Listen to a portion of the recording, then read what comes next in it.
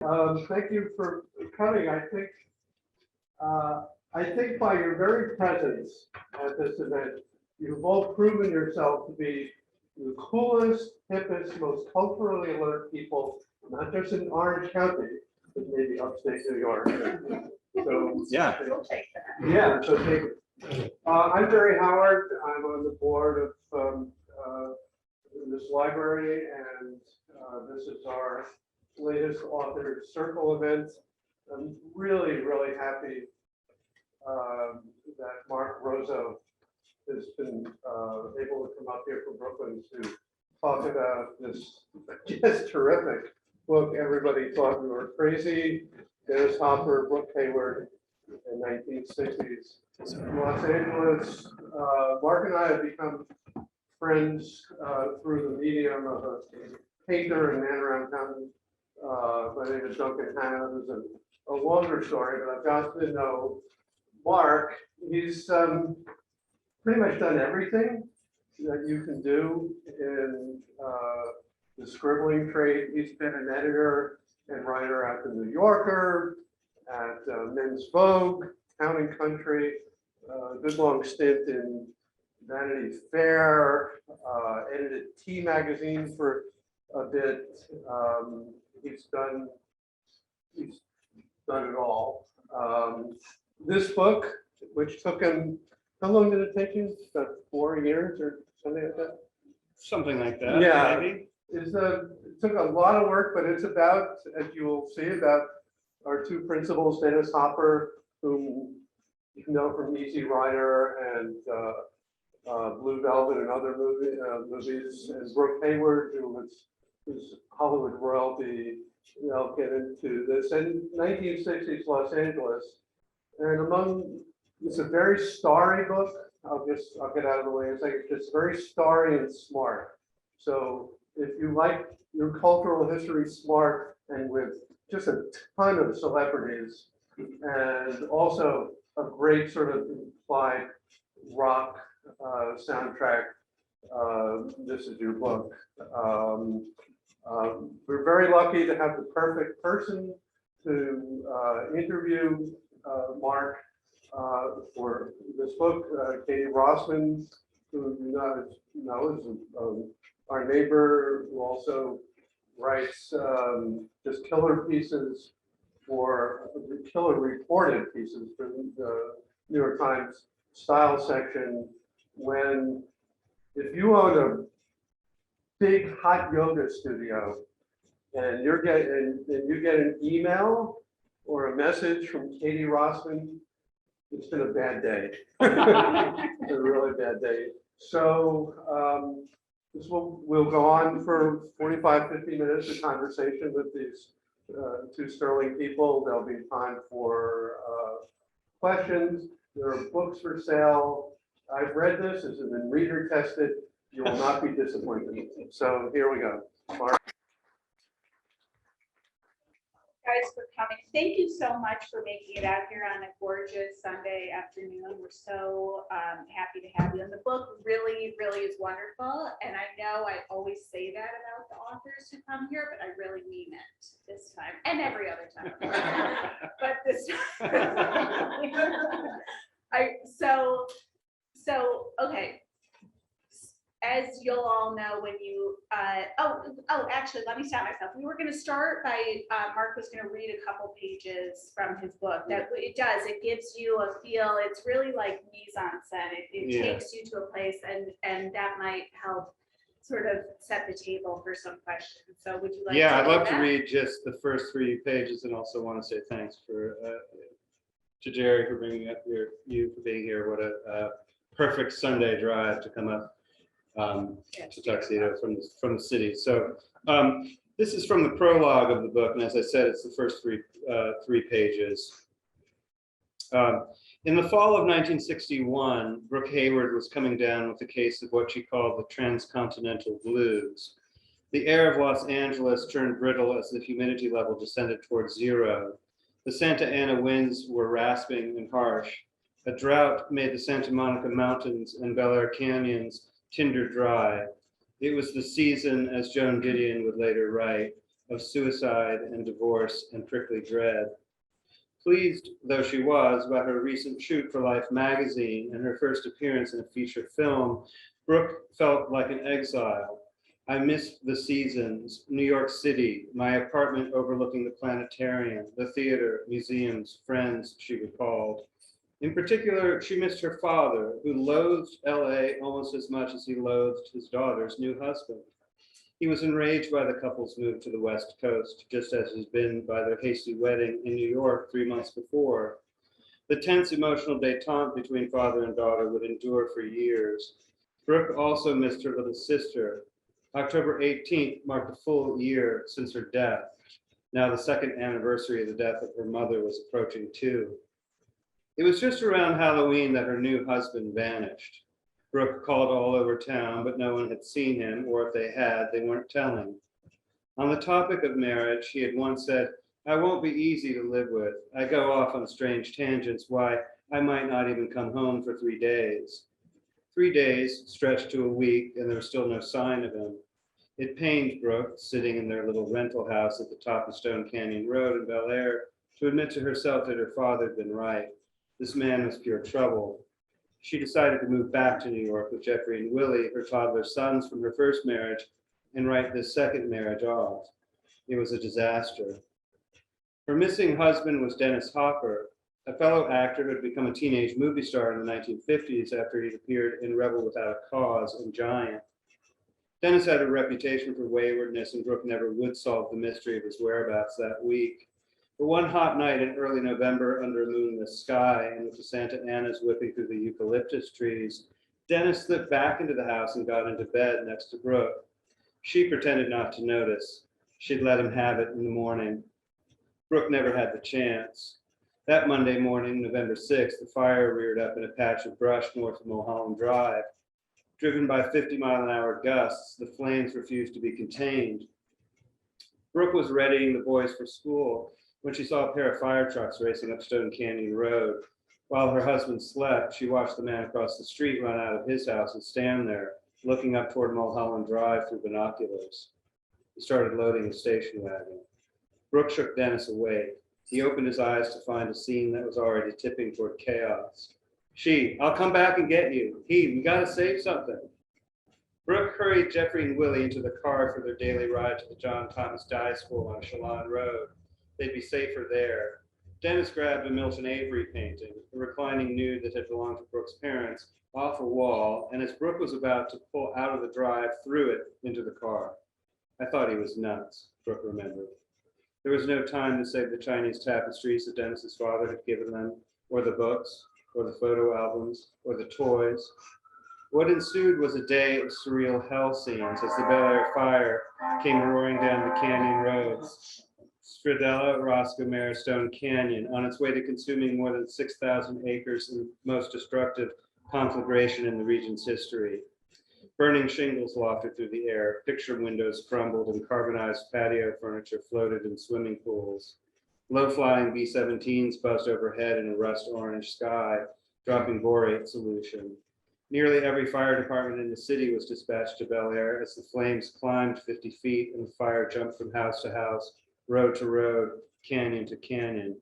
It swept across Bel Air and Brentwood, incinerating everything in its path at a rate of 13 acres per minute, reaching as far west as Topanga Canyon. The fire department's official report described it as a hurricane of fire.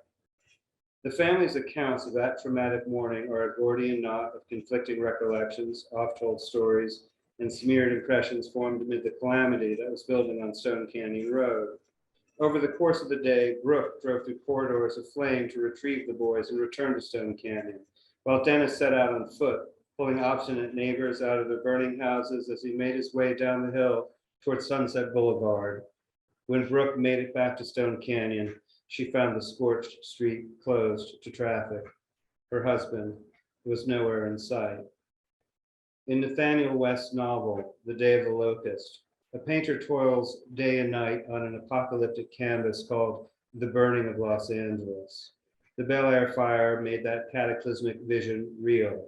It was responsible for the most devastating property losses in California since the 1906 San Francisco earthquake.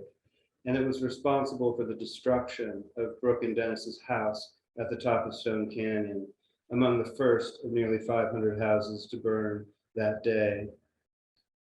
If you were a believer in omens, it was not the most auspicious beginning for a marriage. But Brooke Hayward and Dennis Hopper, one an ingenue on the upswing and the other a self-sabotaging hard case, were soon to become, as one chronicler noted, the coolest kids in Hollywood.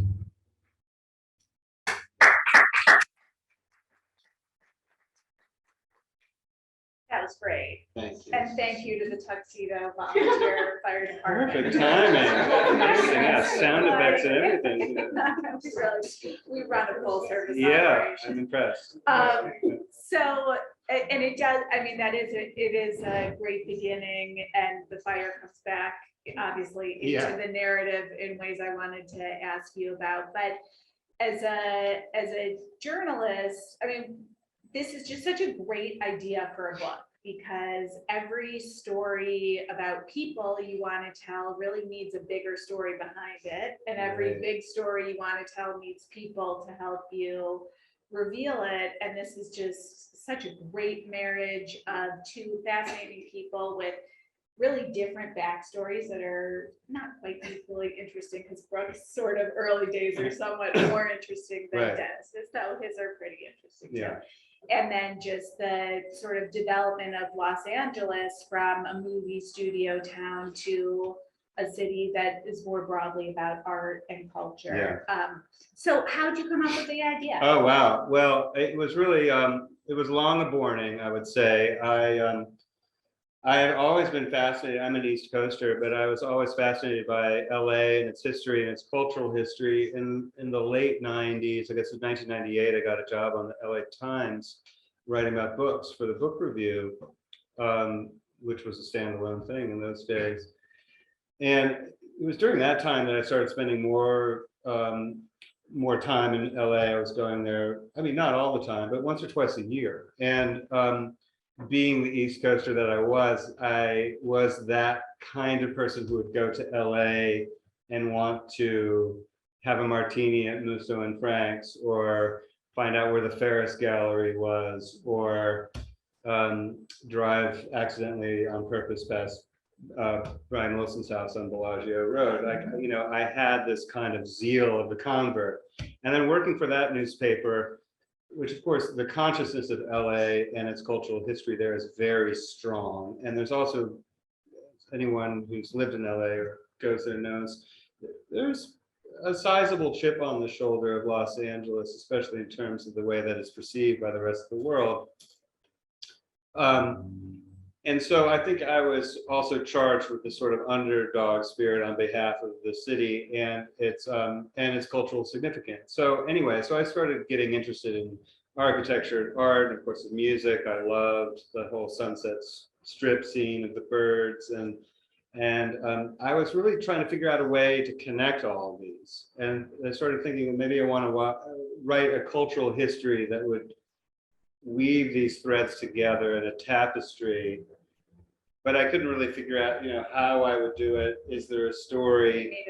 Yeah, and it turned out, this is going like fast forwarding now, years later.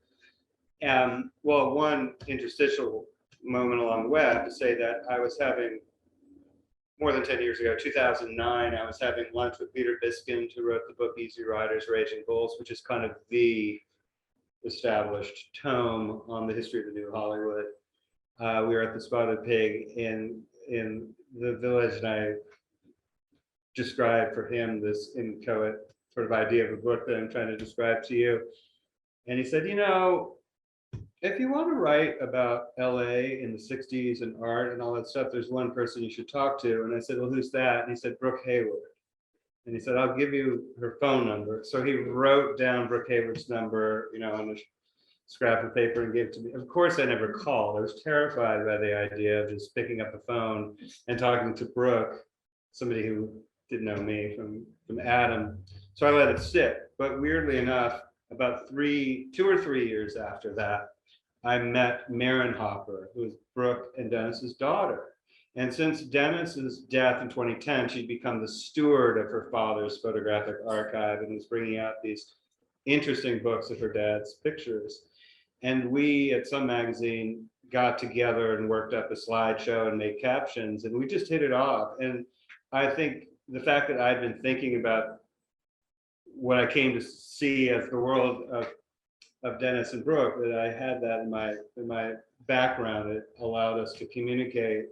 And the more I heard stories about her parents, I just was convinced that, oh, now I can do that cultural tapestry, but there's an actual story. You know, there's this couple and it's layered.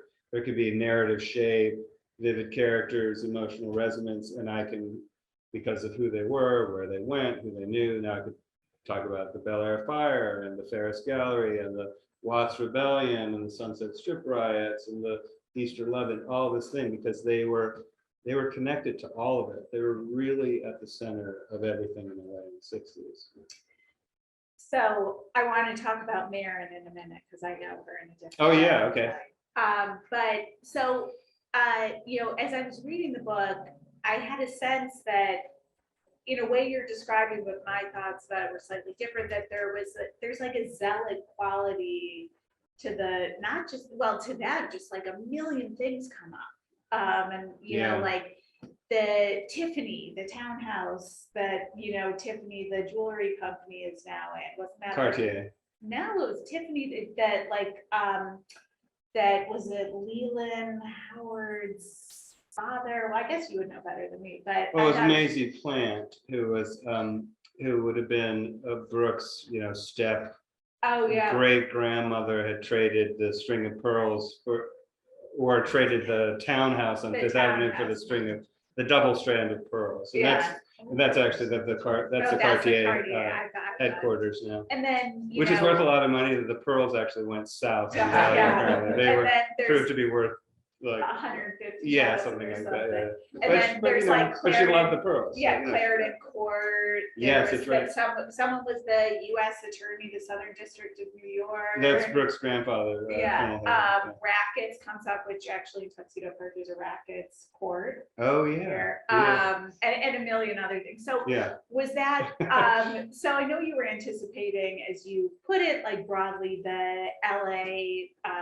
Sort of these you know, tent poles that you thought, but was there a lot of discovery, just like, wow, how did this come into it? Endless. And I think when I was originally designing the book in my brain, and I should say also that I wrote a piece for Graydon Carter at Vanity Fair about Dennis and Brooke, and that was kind of the seed that really got this growing into a book, because as I was doing that, I realized already from talking to people like Jane Fonda, Roger McGuinn, Ed Ruscha, Irving Blum, Brooke, of course, that there's a lot there and it could sustain the book. But as I got really into the book, I realized, well, I can't just do 1961 when they were married to 1968 when they separated, or 69 when they divorced. In order to tell the story, I have to go back to their childhoods. And then, of course, when you're ever writing about somebody's childhood, then you're writing about their parents. And then suddenly I'm like, oh my God, like, now it's 1902. What have I gotten myself into? And then, of course, it has to go to almost now. Dennis died in 2010, as I mentioned. That's kind of the natural endpoint, which is to say, you know, it turned into this kind of dual biography masquerading as a cultural history, or vice versa. But really, like, the bulk of the book is in the 60s and really focused on the 60s. The other night, I was talking with somebody about it, and I was trying to describe the structure of the book, and I was like, well, it's kind of like a brontosaurus, you know, like where this is like 1900, 1920, 1930, 1940, and then like here's the 60s here, and then it comes back. That's a brontosaurus. Yeah. Yeah. It looks like a brontosaurus. Yeah, that's the structure. I don't think John McPhee ever taught that structure. Well, maybe he should have. Yeah. So tell, because you brought up the Ferus Gallery a couple times, I wanted to say, but tell us, for those of us who've never heard of it, tell us about what it was, its significance. Yeah. Well, the Ferus Gallery was really the epicenter of West Coast art, a real eruption of West Coast art, starting in the late 50s when the Ferus Gallery was founded by a gallerist and curator named Walter Hopps, along with a very interesting assemblage artist called Ed Keenholz, and they made their deal on a hot dog wrapper to open the Ferus Gallery on La Cienega Boulevard. And I don't think it was the first gallery on La Cienega, but it really seeded that scene. At one point, at least according to LA Boosters, there were more galleries on North La Cienega Boulevard than any street in the world. A lot of them were fairly forgettable galleries, but the Ferus Gallery was not. In the Ferus Gallery, we now recognize in memory as being probably the most famous art gallery that ever existed west of the Hudson. I mean, this is barring, Gagosian and Pace and everything that's there now, which of course all these galleries are multinational. But Ferus was just in two spots, moved across the street. And it existed until late 66, when Irving Blum, who had taken over Kienholz's share, packed up the gallery and created his own thing. This is a gallery that brought in West Coast artists such as Ed Ruscha, Larry Bell, Billy L. Bankston, John L. Toon, Craig Kaufman, Judy Chicago. I'm probably forgetting a bunch of people. And for a while in the early 60s, when Irving took it over, it was the West Coast conduit for the emerging art stars of New York. Andy Warhol had his first ever fine art gallery show at the Ferus Gallery in '62 with the Campbell soup can paintings. Roy Lichtenstein was showing there. Jasper Johns, I don't think Rauschenberg, but I think he was at the Vivian Dwan Gallery. Frank Stella, right? So it was the place to be for contemporary art in LA at that time. Also the Dwan Gallery, which I just mentioned. And Dennis and Brooke were really central to this whole scene there. I mean, they really were, of course, the book is so much about this, they really were, as Irving Blum said to me, virtually unique in what they were doing, which is to say that there were only two people who worked in Hollywood who would ever come to Ferus Gallery openings or to these Monday night art walks they had on La Cienega, and that was Dennis and Brooke. And when Walter Hopps, who had left Ferus, went to the Pasadena Museum and put together this Marcel Duchamp retrospective in late '63, which by some measure might be the most, I want to be so hyperbolic about it, but one of the most significant art retrospectives, museum retrospectives of the late 20th century. Again, the only people from Hollywood there are Dennis Hopper and Brooke Hayward. And of course, to somebody like Irving or to Walter Hopps, this is incredibly exciting, because they bring a little bit of this Hollywood glamour. But it wasn't just because of that or their wild enthusiasm, it was because they opened their checkbooks, or I should say probably Brooke's checkbook, to buy stuff. Saying, oh, yeah, he got his first piece of art, of course I paid for it. Yeah, exactly. So they made a difference in that way. These crucial early purchases for some of these artists who were just starting out. Now we know them from the walls of galleries and museums like Warhol and Ruscha and Lichtenstein and Stella.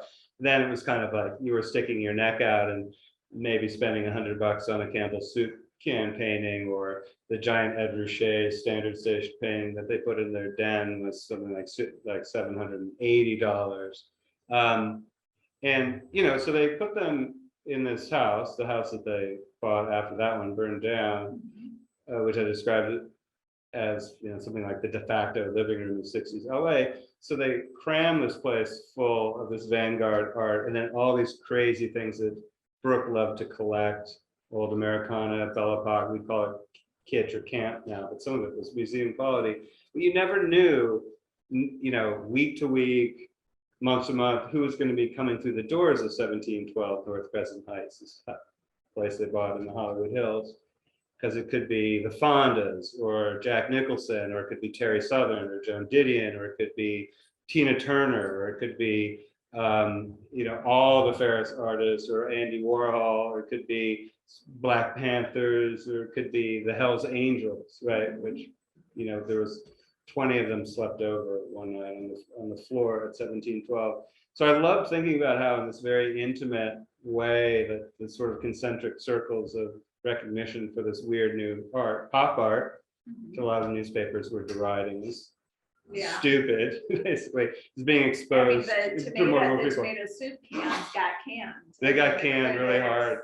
Yeah, and they were sold for what, $31 or something? Well, no, they Irving was trying to sell them for $100 a pop, and he found there were 32, right? We found 5 buyers. It was like, oh my God, this is a disaster. What do I do? And of course, Dennis earmarked tomato, which is right. I mean, if you had to pick one, Yeah. it's got to be tomato soup. Yeah. So this is the guy that, by the way, Brooke said had the greatest eye anyone should ever known, and Brooke really still has a fantastic eye. It's a tomato. So Irving, the Cary Grant of the art world, you know, can talk, you know, I don't know what, sell an ice floe to a walrus or something, is, you know, manages to cancel these sales with the 5 buyers and sort of assuage their fears.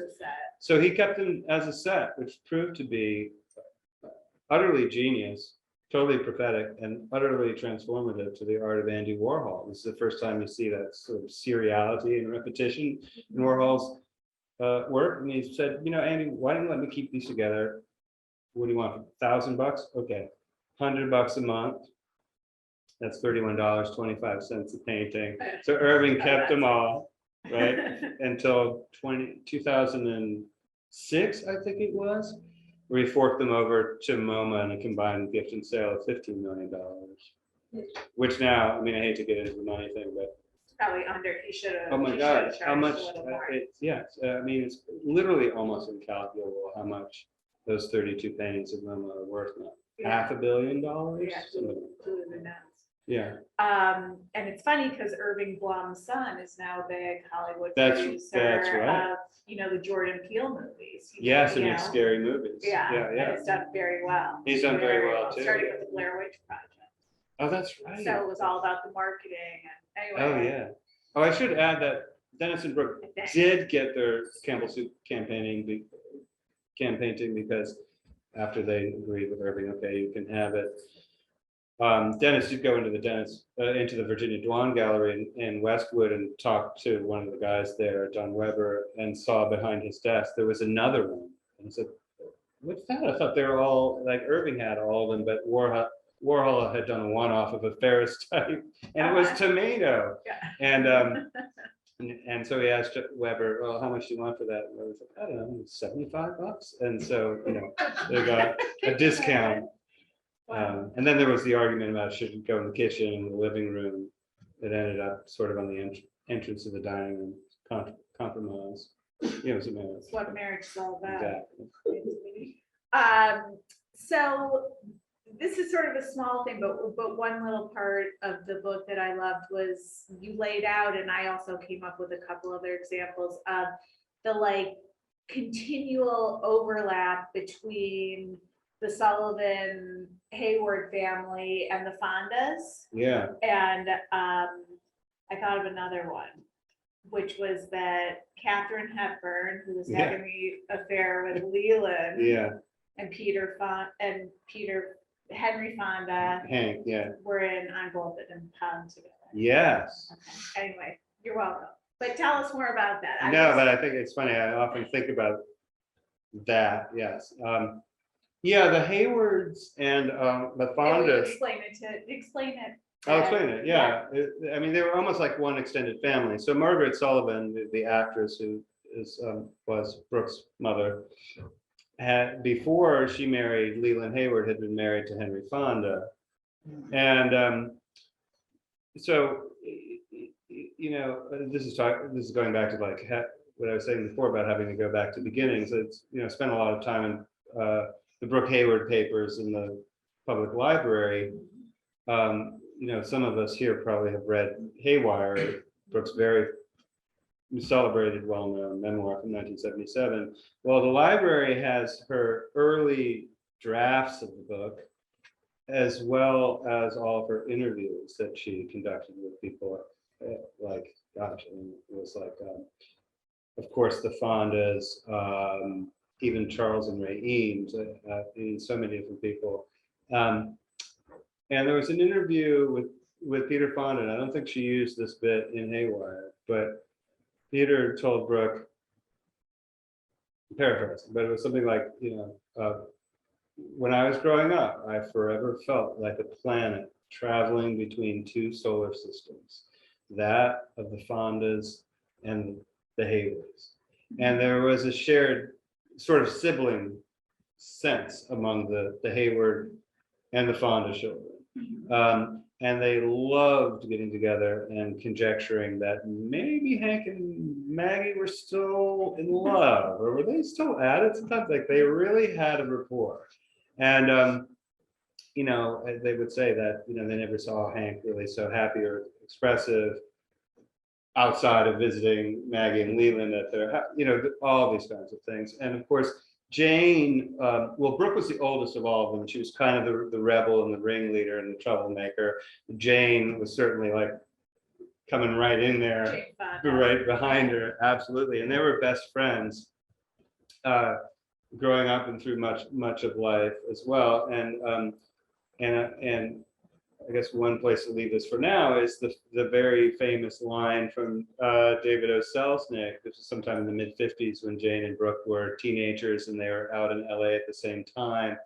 And David O. was driving him around in his car. I mean, this is something that happens if you're Jane Fonda and Brooke Hayward, right, in the 50s anyway.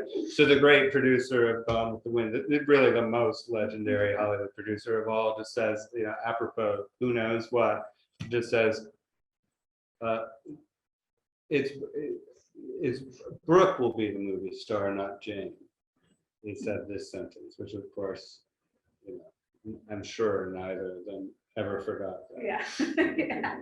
And there was a funny moment. There was one dinner, and it just was sort of pointing to the fact that there remained this sort of intimacy and sort of electricity between Henry, Hank, and Brooke that, you know, presumably drunken at some dinner party, or Margaret, I mean, she said something indicating that Henry Fonda was something in bed. We'll just leave it at that. There was, do you remember? I do. I've never been asked this. Yeah. Anyway, I don't know how to. Welcome to Tuxedo Party. Yeah. Tracy. Go But for it, just, Mark. but just, you know. I'm trying to figure out how to do this. It Anyway. had to do with, let's say, arrival time. Yeah, duration. Thank you. Yes. Yeah. Anyway, I just thought that I just loved the, you know, I love that. Should we go to questions? From the Yeah. I mean, it's wonderful to read about Hollywood as sort of these family stories, I guess, you know, Yeah. you just, we experience it and consume it in such a different way. And we experience stars and even stories about producers and the executives in such a different way. So hearing the family stories and just the way they overlap and they go back to the East Coast and Greenwich, you know, reconnect. So yeah, and this is what you were saying earlier. Yes, this was all kind of surprising for me because Hollywood and Hollywood history is not really my strong suit, and I certainly didn't really set out to write a Hollywood book per se. You know, I was thinking much more in terms of LA and the way these things interlock in the cultural moment. But it was really so fun to go back to that era. You know, Selznick and Leland Hayward lived in this kooky apartment building together in the 20s when neither of them had any money and they had gambling debts and could barely get a job, and they were stealing milk from the other people in the building just to survive week to week before they could get traction with stories like this that I had. Again, this is really not my background as a writer, and really so fun to go there. So I wanted to ask a bit about the reporting. It can be, but from what I've read and a little bit of what I've experienced, but it can be sort of a blessing and a curse to have such access to one of the primary characters of a book. Mhm. And, you know, it can be hard not to feel, if not beholden, a desire to make them happy, or, you know, and Yeah. I wonder how did that work out with Brooke and Marin, and, you know, were there any, you know, issues, I guess? Yeah. Yeah, it was an interesting thing in terms of just, again, the design of the book where two principal characters, one still very much with us and one not. So the way I was thinking about this in my head, it's almost divided between history, Dennis, and memory, which is Brooke, and melding them together. I do think that, you know, often biographers tend to have a taste for writing about the living and writing about the dead. This turned out to be, you know, I'm a waffler, I guess. So I took both. It worked out okay. In the case of Brooke, you know, I would go up to Connecticut and see her often. We would have BLTs at a little tavern around the corner from her very charming little house, a converted schoolhouse from the 19th century that was as remote and quiet and unassuming as 1712 North Crescent Heights was central and glamorous, you know. And there is something that is Sphinx-like about Brooke. I think everyone would say that. But as we got together and had our BLTs, and we would look at pictures that Dennis worked as a photographer in the 60s and quite prolifically, his pictures, she would spin out these captions for me that didn't exist in the book. So they would spin into these anecdotes. And I don't know if I should, well, maybe I should. I mean, initially, when I was doing the Vanity Fair piece, Marin drove me up to visit her mom because we had to talk her into it, because she, you know, naturally was playing hard to get, and I wasn't sure how it was going to go, and I was a little intimidated by Brooke. She's really known for her kind of steely wit. I don't want to say she's imperious, but you know, she has an aura about her, absolutely. And for, you know, people who know something about, you know, style sections of Elizabeth, you know, there's a overused word alert that's iconic really about Brooke. And so we had to prevail upon her to allow me to do the story. But very quickly, as we started to ask her questions about life in the 60s with Dennis, I think she started to see this as, oh, it's not a lurid retelling of marital woe with my crazy husband in the 60s. It's really, this is a cultural history with Brooke at the center of it. And you're asking like, oh, what about that time with Klaus Oldenburg? And what about the crazy party you guys threw for Warhol in 1712? And what about driving up to Mount Tam in 67 for the first rock festival? It was all this kind of stuff. And then, you know, she loosened up and she agreed to do it. And that was a wonderful thing. In fact, and I tell this in my way too long acknowledgements at the end, after Marin and I had left, everything seemed good, everything seemed great. We were walking around New Preston, very charming town in Litchfield, and the cell phone lit up. It was Brooke saying, come back to the house. I want to give you something. So I dutifully go back. I'm like, God, what's going to happen? And Brooke appears at the door with her little Norwich Terrier, Mike, and she has this printout, not very long, maybe 10 pages. And she hands it to me. I look at it and I'm like, what's this?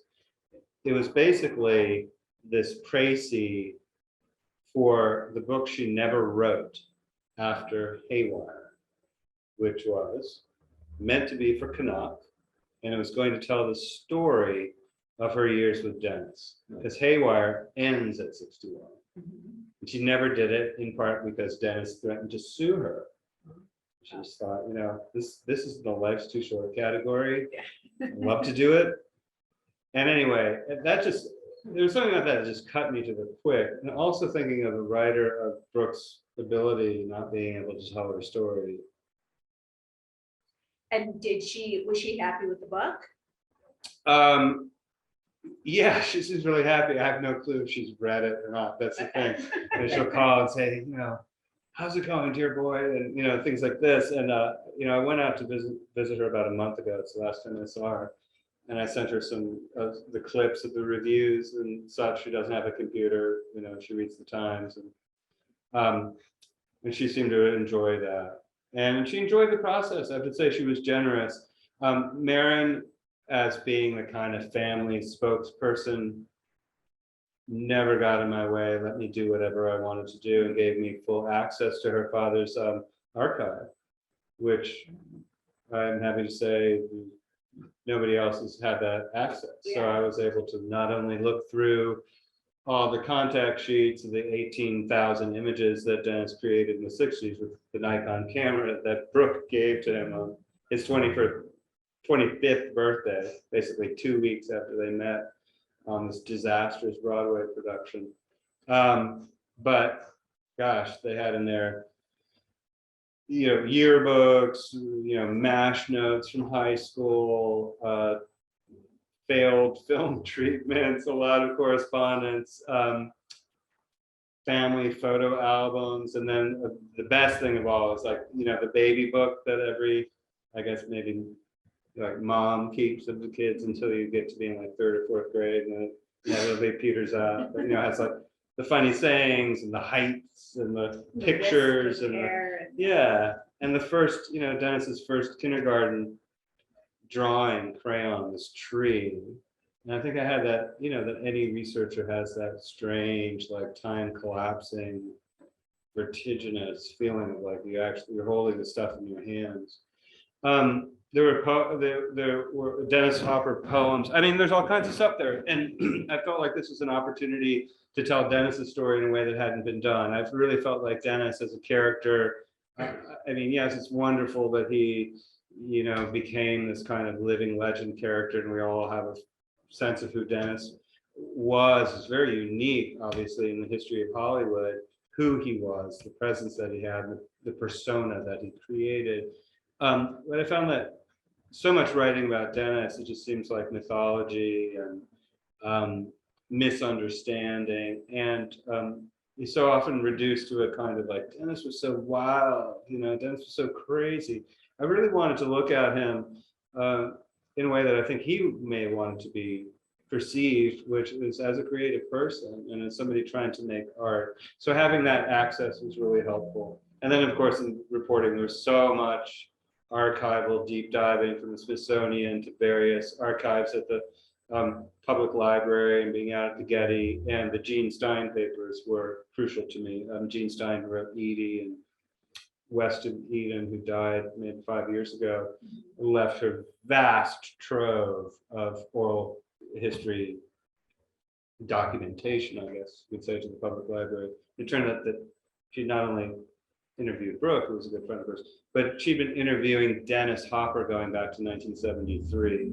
And these interviews with Dennis, who also I was fortunate to be the first person to ever see, were so much more revealing than any interviews that Dennis would give to a film magazine, because he was speaking at just a higher level and about stuff that mattered to him, and about his childhood. And she also interviewed Dennis's kind of crazy mother, Marjorie, which that was revealing. And Dennis, at least, you know, from what I've read in the book, sort of gets this like fascination but also negative opinion of women from his mother. He called her like a floozy.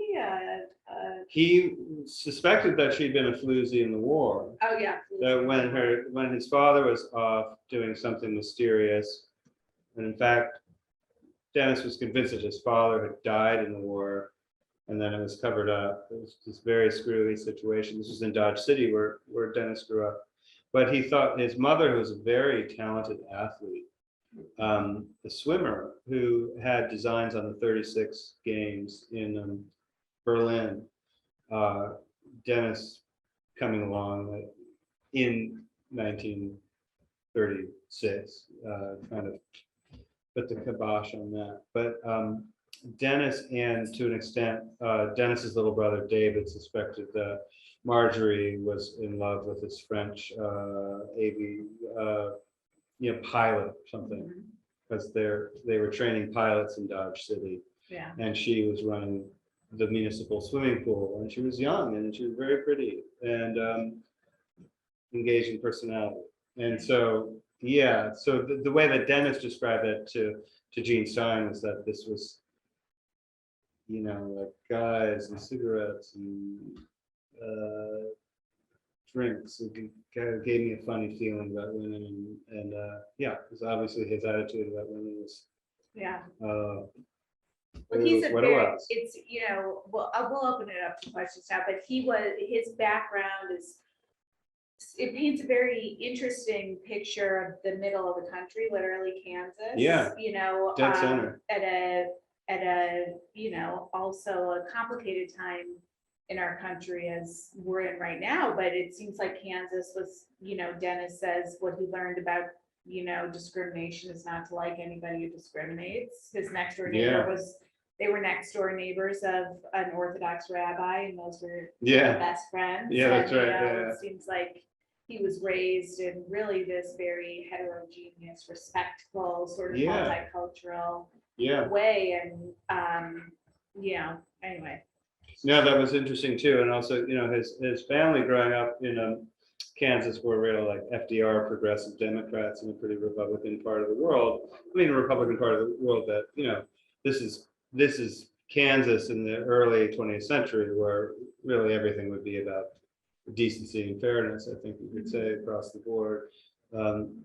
With some other less desirable things in the mix, but there's a funny story about Dennis's grandfather, who was a wheat farmer in Garden City, close to the Clutter family, actually, who was a very gung-ho Democrat and was also Dennis's favorite family member, who would register as Republican in primaries in order to try to like boost up the undesirable Republican candidates, thinking that then the Democratic candidates might have an easier time defeating them. I don't know how that worked out in Kansas in the 30s, maybe not so well, but I don't know. Dennis's childhood was fascinating to me too, and it was so opposite of Brooks, and Yeah. much more salt of the earth, heartland, and kind of fraught the way that his parents really didn't know what to make of him. Didn't really know where this kid was coming from, who, as a teenager proved to be this very precocious actor and had this desire to be an actor they couldn't understand where it came from, and became a very accomplished Shakespearean actor as a teen. That's where Dennis Hopper cut his teeth as an actor. Was in the Globe Theater in San Diego after the family moved out west in the late 40s. And his acting teacher said something like, after 6 months, he was telling me what to do. So it's just one of these things. The talent is real, and Dennis had a ton of it. Okay, so last thing before we go Yeah. to questions, just to bring it back to the fire and to bring it back to something that's very Tuxedo Parkish. I don't have a big point to make about this, but it made me laugh. So the night after the fire, where like their house completely burns down Yeah. and half of Los Angeles Yeah. burns down, Yes. they go to a dinner party the next night, don't Yeah. they? You said Don McDunn and Yeah. his wife were there, and David was David, there. yeah. And that at one point, like David has something they're concerned is a heart attack, so they call the paramedics, but no, it's just indigestion. And then Brooke is looking at these yellow plates, and she's like, these plates remind me of my mother, and they were just, lost in the fire, and she has to be like brought to the couch to lay down. Yeah. Anyway, it just made me laugh that, like, of course, they showed up at a dinner party the night after, and like all these Hollywood characters are there. And it was just part of what is so great about the book. That was just like one scene in the book. It's just sort of like one scene, and then you move on. No, that was a crazy moment. Yeah. I mean, first of all, it's the moment where the emotional impact of what had happened is finally coming home to roost, or Brooke can express it when they put out these dessert plates, and there were plates that Margaret Sullivan had, and they were lost in the fire. Yes, and combined with the fact that David O. Selznick had some heart event that night that then was hushed up as indigestion. It's just another thing. But after that house burned down, they were very fortunate as refugees in that they got to stay sort of serially, let's say, with William Getz and Edie Getz, who are huge, Hollywood. Edie Getz being the daughter of Louis B. Mayer, and Getz was a huge Hollywood mogul, and Vincent Price, from the Pit and the Pendulum, etc., who was the big Hollywood collector in the late 40s and 50s. So that was interesting. And he was somebody that Dennis had befriended back in the days of the Globe Theater and the was it Pasadena Playhouse? Interesting. Anyway, one of those. And then David O. Selznick, and this is through Brooke, of course, and Jennifer Jones, and Dennis, who was a movie star. I mean, his career was in the pits in 1961.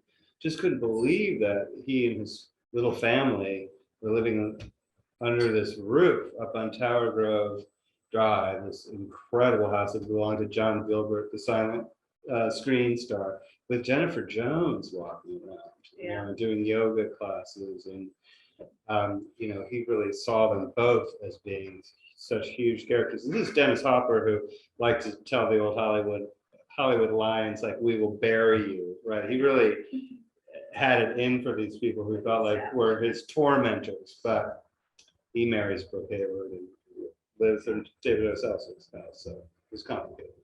Well,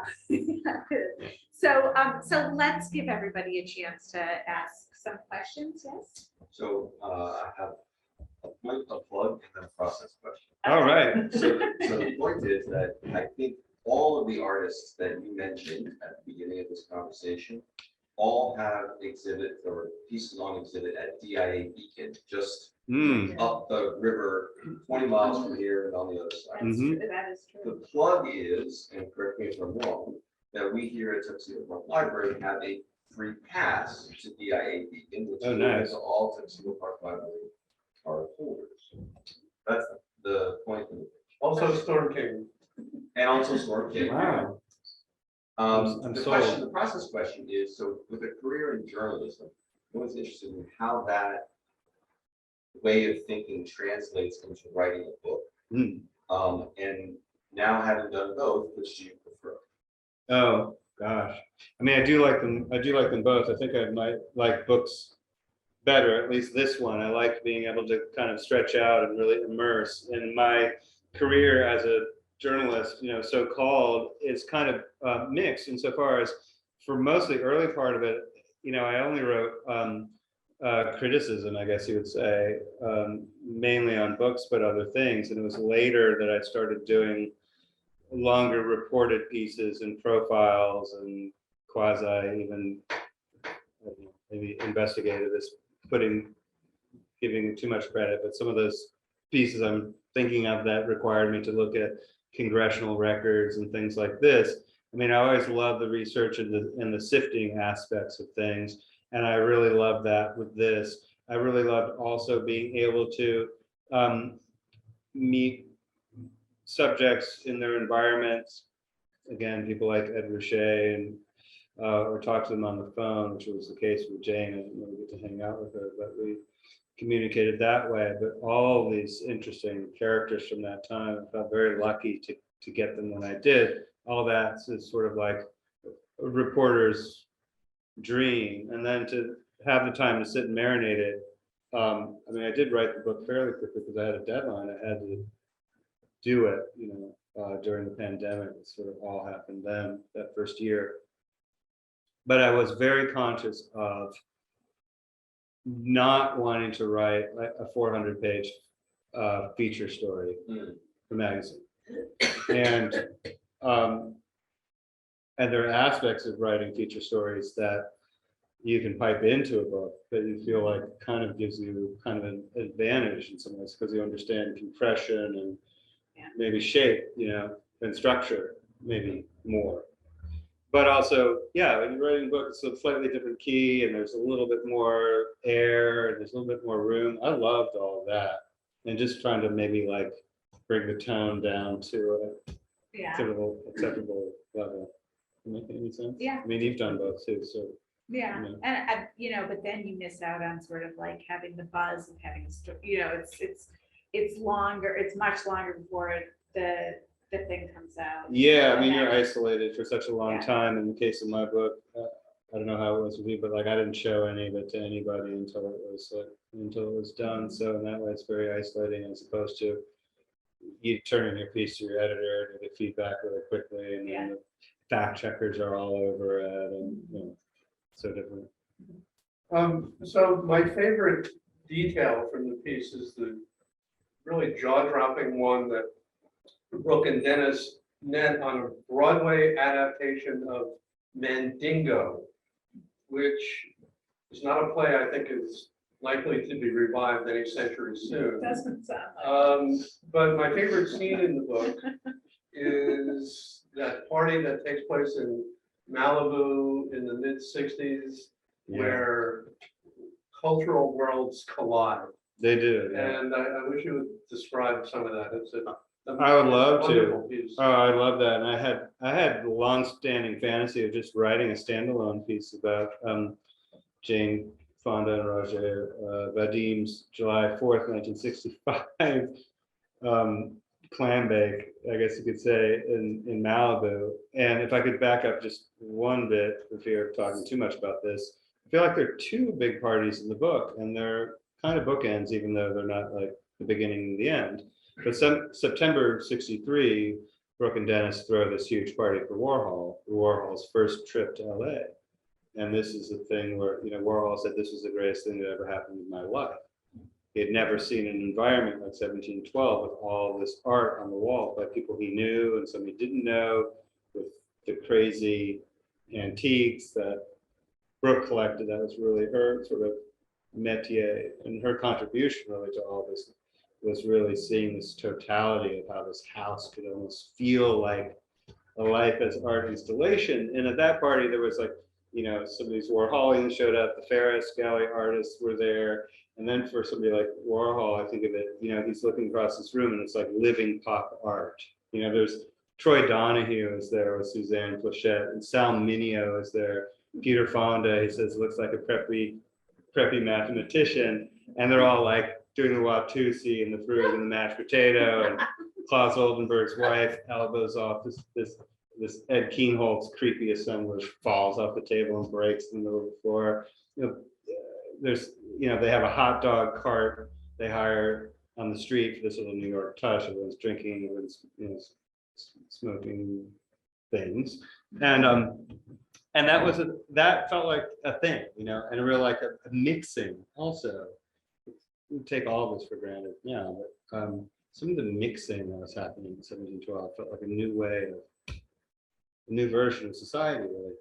And then 2 years later, Jane Fonda decides she wants to have a 4th of July party. She's renting this place in the Malibu colony, and Brooke and Dennis and their kids are spending a lot of time out there because they're all best pals. And Dennis described it as being like a dream colony. This whole Malibu scene, where Bobby Walker, who was Jennifer Jones's son, is living next door, and the Dunns are somewhere down the beach. Larry Hagman is up that way. On Sunday, he would do this thing. He had a vow of silence on Sunday. He wouldn't talk to anybody, but he would dress in a gorilla suit and walk up and down the beach. And be like, there goes Larry. Those people do. Yeah. So she wants to have this party, and she asked her brother, like, well, who should I get to play? And Peter said, oh, you got to get the Birds to play. Mr. Tambourine Man had come out about a week before, but they've been playing these shows at Ciro's on the Sunset Strip. Ciro's being this moribund Hollywood watering hole where, you know, Maggie and Leland and Hank and those people would have had martinis back in the day. Nobody would go there anymore. The Birds turn this whole thing on its ear. That becomes a kind of ground zero moment for the counterculture of all the freaks who came to that, including Dennis and Brooke and Ed Ruscha and the artists. So she said, okay. And Jane said, oh, that was the first time. She said to me, that was the first time I'd ever even heard of the Birds. So the Birds play this thing. They're in this opaque tent. But Jerry, as you're saying, again, it's just this crazy mix of people, very much like the 1712 world, where it was, you know, the Fondas are there, and Dennis and Brooke, and the Dunns were there. Their son Griffin Dunn, who you know is the actor and filmmaker, he was sent away to summer camp, and he's told me that to this day he's still. This is like heartbreaking thing that he didn't get to go to this party and see the Birds at Jane Fonda's house, but. You know, Henry Fonda was roasting a pig in the sand, and people like Lauren Bacall were there, and probably George Axelrod. And it's just such a strange cross section of old Hollywood and new Hollywood. And then the so-called freaks arrived, right? So the freaks were this retinue of crazy Sunset Strip bohemians who like to hang out with the Birds and Ciro's. And they looked like creatures out of Sherwood Forest. And they danced in this highly provocative way that, you know, one commentator said it's like, looked like people having sex on the dance floor, but, you know, 1965 standards. So the freaks all arrive at this party, And Derek, I've gone on too long about this, by the way, Derek Taylor, who had been the publicist for the Beatles, who had moved to LA and was working with the Byrds, he's a guy from swinging London. And he's looking at this and he's saying, oh my God, I hope this is okay. You know, the Freaks are here, like Lauren Bacall is here, Henry Fonda, is this going to be okay? Derek Taylor said, you know, even in swinging London, if somebody invited you to their house for a party, you put on a suit and tie, and here are these like weird long-haired weirdos going crazy, and there was like, one of them was allegedly like breastfeeding in the buffet line, and you know, and George Cukor was. It's a good name for a memoir. It's Breastfeeding. buffet line. Yeah. So, but another guy says to Derek Taylor, says, no, Derek, don't worry about it. Hollywood's ready for this. Like Hollywood hasn't seen anything like this run since the 30s, and that's kind of bad. And there's one of my, Chris Hillman, who was one of my unsung rock and roll heroes, who was the bass player in the Byrds, who then went on to be a country rock foundational figure and a wonderful songwriter, said that when I asked him about that, he said, well, one thing I remember was that we were playing, and I was playing my bass, I was standing there, and I felt like somebody was tugging at my pant leg, and I looked down, it was Henry Fonda. And he's saying, could you please turn it down? And, you know, Chris Hillman is a nice kid from San Diego. It's like, oh my God, Henry Fonda. So he turns to his bandmate, David Crosby, right? I think you probably know. It says, he's saying you should turn it down, it's too loud. And Crosby just says, F that, we're not turning it down. So the volume stayed right where it was. And then Roger McGuinn told me, his version of that was like when he asked Peter Fonda during a set break if the Byrds were too loud because his dad had been playing. Peter Fonda just said, don't listen to that guy, he's just an old man. So, Byrds played too loud, played Mr. Tambourine Man about 18 times. All right, one last, we've already gone long, this has been so great, but let's have one more question. Yeah. I read Haywire many years ago. I'm trying to remember, was Brooke Hayward's first husband Peter Duchin? No, Last husband. last husband, yeah. Her first husband was Michael Thomas, who they were married in the 50s when she was still an undergrad, and he was studying art history at Yale. He wanted to be a curator. They had 2 children together. Later in life, Michael became a satiric novelist, writing a lot about the world of finance and Wall Street. And and Michael was great to me on this project, and incredibly intelligent guy, very funny. You probably know Michael, Yeah. Jerry, right?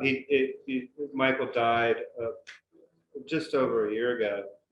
Yes, and then after Dennis, Brooke went out with Buck Henry for about 4 or 5 years, you know, who wrote The Graduate and Saturday Night Live, Catch-22. Buck was great to talk to. He actually said that he was at that party. Yeah, he said it was. Yeah, that's it was great. that Your book, when I read it, I was like, this is a great companion to the Mike Nichols book. Oh yeah, So the Mark it's kind Harris of- book. Yeah, the Mark Yeah. Harris book, yeah. So Yeah. when Buck had- Right. anyways. And then that petered out for whatever reason. And then, yes, in the 80s, she married Peter Duchin, who was somebody that she'd kind of known for a lot of her life. Wasn't he connected somehow with the Harrimans? Yes, that they were both connected to the Harrimans. Brooke's stepmother, 2 stepmothers after her parents broke up, was Pamela Churchill, who was Pamela Churchill Hayward, and then was Pamela Harriman. And Peter's stepmother was Harriman, and Pamela was in his life as well. Because Peter's mother died in childbirth. Right, Eddie Duchin's wife. That's correct, yes. So what I'm trying to do is bring it back to Tuxedo. Harriman. So Okay, Pamela is buried right up the street. Oh, can we go there after At this? Should At we all- Arden House. We can take So a- that's our connection with Brooke Hayward. Wow. We're I right by didn't know Harriman that. State Park. And Harriman is- State Park, of Harriman's course, very yeah. Yeah, but the influential. in Arden the House, founding which of is the Tuxedo private Park. house they used to own, is Yes, there, and so is the family cemetery. okay. I'd have to I phone should have Shelley known that. Major to get you in. The require access?